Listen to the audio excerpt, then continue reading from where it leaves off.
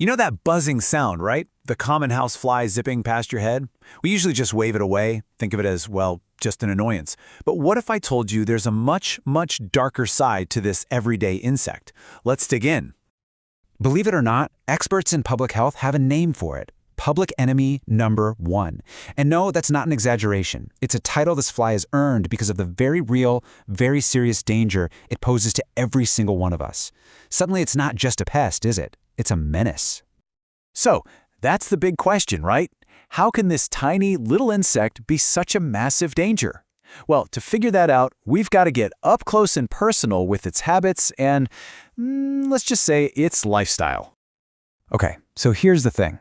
To understand why it's our top public enemy, you have to realize that in nature, the housefly actually has a pretty important job. It's a scavenger. It cleans up the gross stuff, garbage, filth, animal waste. And that's great for the ecosystem. But that exact same behavior is what makes it so incredibly dangerous when it buzzes into our world. And listen, we're not talking about a little tummy ache here. The diseases this fly spreads are the real deal. We're talking about things like dysentery, cholera, typhoid. These are serious, sometimes deadly illnesses that cause huge public health crises. And the humble housefly, it's one of the main culprits spreading them around. So, how does it do it? How does a fly actually take germs from, garbage and put them on your sandwich? Well, it's not just one simple thing. It's a full-on, multi-pronged attack. And I'll warn you, this part gets a little gross, but it's so important to know exactly what we're up against. Okay, there are basically 4 disgusting ways a fly contaminates everything. First up, its body. It's covered in tiny little hairs. So when it lands on something filthy, it's like a Velcro suit for germs. Then it lands on your lunch, and bam, germs drop right off. Second, and this is pretty nasty, flies can't chew, so they have to spit up or vomit digestive juices to dissolve their food before they can eat it. That vomit is just packed with germs from its last meal. Third, as if that wasn't enough, it literally poops where it eats, right on our food.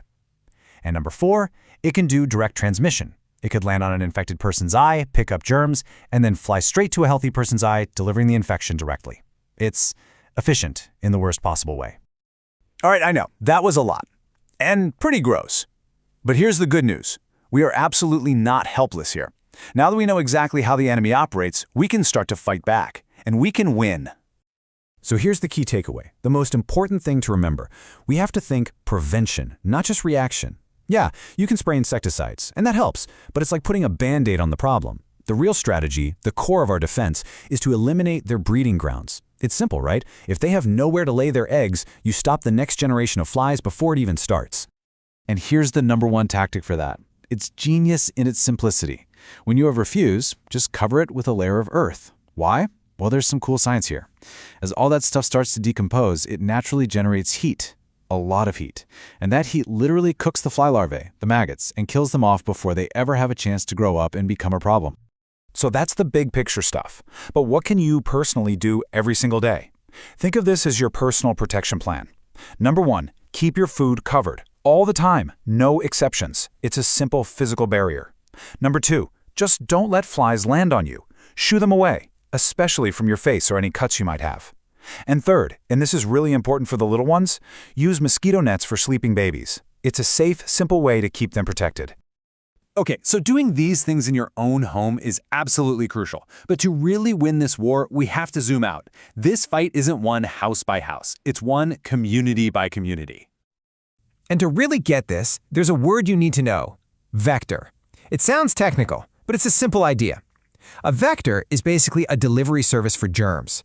It's an organism that picks up a pathogen from one place and drops it off somewhere else, infecting a healthy person. And the housefly? It's the poster child for a disease vector. And yeah, the housefly isn't working alone. It's part of a whole crew of public enemies. Think mosquitoes, cockroaches. They're all vectors. And once you start thinking in terms of vectors, you realize this isn't just pest control. This is a fundamental battle for public health. And that's why the cleanliness of our whole community is just non-negotiable. It really matters if the drains on our streets are covered. It matters if schools and restaurants are held to a high standard of hygiene. All the effort we put in at home gets a massive boost when our public spaces are clean too. It all works together. So we've come full circle, back to public enemy number 1. We now know how it operates, and we know the playbook to defeat it, what we can do ourselves, and what we need to do as a community. So I'll leave you with this question to think about. Is your community clean enough to win this fight? I'll bet the next time you see a housefly, you won't just see a pest, you'll see the whole story.